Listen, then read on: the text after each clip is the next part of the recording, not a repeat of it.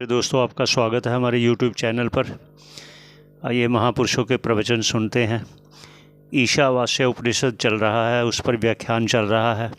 5वां मंत्र का व्याख्यान हो रहा है। आशा करता हूँ आपको लाभ हो रहा होगा। सबके मंगल की कामना करते हुए आइए शुरू करते हैं।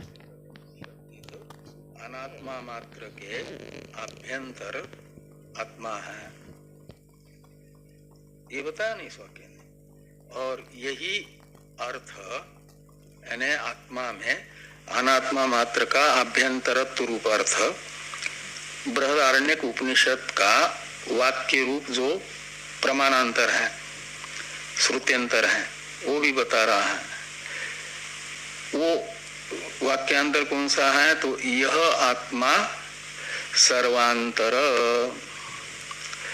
तो इस वाक्य में भी सर्व शब्द परामर्शक है अनात्मा मात्र का, और सर्वांतर का अर्थ है सर्वेषु आंतर यानी आभ्यंतर इति सर्वांतर। तो सर्वेषु अनात्मसु, तो सभी अनात्म पदार्थ के आभ्यंतर कौन है? कहते हैं यह आत्मा, जो आत्मा है। तो प्राणी मात्र के अभ्यंतर ये बृहदारण्यक श्रुति भी बता रही है, और ईशावास्योपनिषद के पंचम मंत्र का तृतीय पाद रूप वाक्य भी बता रहा है। तो इसलिए तृतीय पाद के द्वारा उक्त अर्थ का संवादक बृहदारण्यक उपनिषद का ये वाक्य माना जाएगा कि यह आत्मा सर्वांतर इति श्रुते। आगे हैं अस्य सर्वस्य जगतो। इसमें अस्य सर्वस्य शब्द का अर्थ कर रहे हैं कि अस्य सर्वस्य का अर्थ कर दिया जगतः, और जगत के अवान्तर 3 भेद होते हैं, नाम रूप कर्म। इन 3 में ही समस्त जगत का अंतर्भाव होता है। नाम रूप क्रिया को छोड़ करके कोई अनात्म पदार्थ नाम की वस्तु है ही नहीं। या तो नाम है घट, ये नाम है, तंबुग्रीवादी मत्व उसका रूप है यानी आकार, और जल धारण रूप क्रिया है, कर्म है। तो जल धारण रूप कर्म, कंबुग्रीवादी मत्व आकार और घट, इन तीनों को हटाया जाए तो घट नाम का कोई पदार्थ है क्या? इसलिए वहां पर कहा गया छांदोग्य उपनिषद के 6ठ अध्याय में कि वाचारंभणम विकारो नामधेयम मृतिका इत्येव सत्यम। तो जो घटादि नाम है, यह वाचारंभण है यानी कल्पित है, नाम मात्र है। कहने के लिए घट कंबुग्रीवादिमान उसका आकार रूप और जल धारण रूप क्रिया, और वास्तविक रूप से देखा जाए तो क्या है? तो मृतिका इत्येव सत्यम। तो जो विकार है, कार्य है, वह कल्पित है, और उसका कारण जो मृतिका है वही सत्य है। यदि घट में से मृतिका को निकाल लिया जाए तो न तो घट नाम रहेगा, न तो कंबुग्रीवादिमान रूप रहेगा, और न तो जल धारण हो पाएगा, कर्म भी नहीं रहेगा।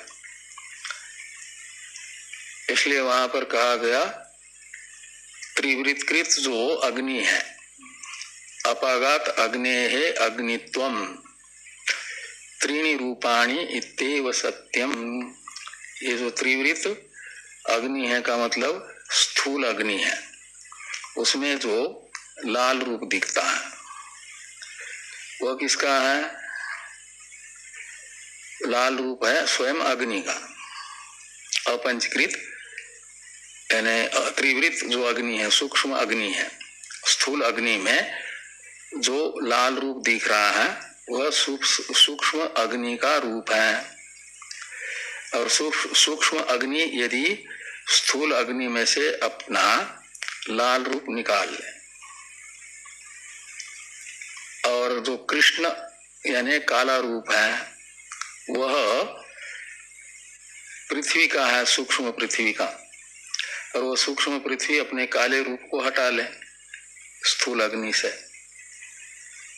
और जो शुक्ल रूप है वो जल का है, वह जल यदि अपना रूप हटा दे तो फिर बचेगा क्या?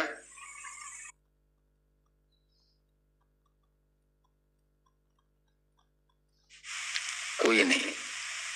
तो अपागात अग्ने है अग्नित्वम, यानी समाप्त हो गया अग्नि का अग्नित्व। स्थूल अग्नि नाम का कोई बचा ही नहीं। अग्नि का रूप और अग्नि का जो दाह रूप क्रिया है वो नहीं रही। तो फिर क्या बचेगा? त्रीणि रूपाणि इत्येव सत्यम। तो जो सूक्ष्म 3 भूत है वही सत्य कहलाएंगे कारण होने।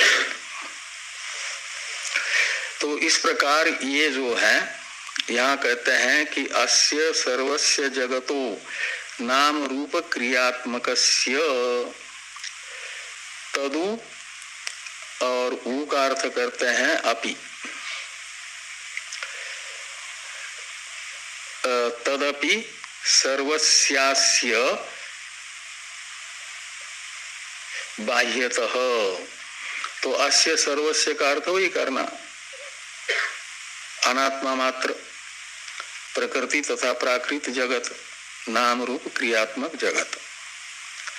और इस सारे नाम रूप क्रियात्मक जगत के बाहर भी, बाह्यता का अर्थ है बाहर भी, वही है। जैसा अभ्यंतर है आत्म तत्व, ऐसे बाहर भी है। अभ्यंतर है सूक्ष्म होने से और बाहर है व्यापक होने से, इसलिए कहते हैं व्यापकत्वात् आकाशवत। तो आकाश जैसे व्यापक है ऐसे आत्मा भी आकाश से भी अधिक व्यापक है। तो व्यापक होने से वह केवल अनात्मा के अभ्यंतर ही है ऐसी बात नहीं, अनात्मा के बाहर भी है, कार्यक्रम संघात के बाहर भी है। इसलिए पुरुष सूक्त में एक मंत्र आता है ना, पादों से विश्वा भूतानि त्रिपादस्यामृतन दिवि। ये सारा जो कार्य कारणात्मक प्रपंच है वह आत्मा के एक पाद में है, एक चतुर्थांश में है, और आत्मा के त्रिपाद यानी 75% अंश। तो ऐसा है जहाँ कार्य यानी सूक्ष्म समष्टि वेष्टि कार्य और कारण यानी मूल प्रकृति अज्ञान, इसका कोई स्पर्श ही नहीं है। त्रिपाद अस्य अमृतन दिवि, अस्य यानी आत्मतत्वस्य ब्रह्मणः।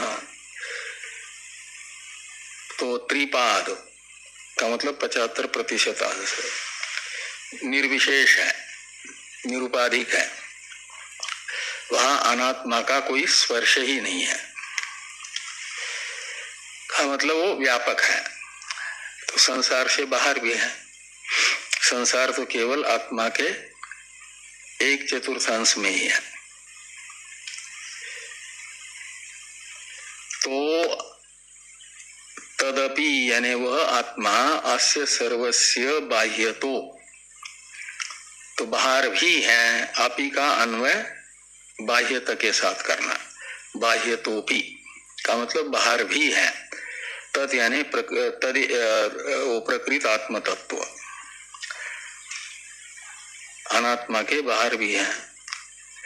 क्यों? तो व्यापकत्वात् आकाशवत।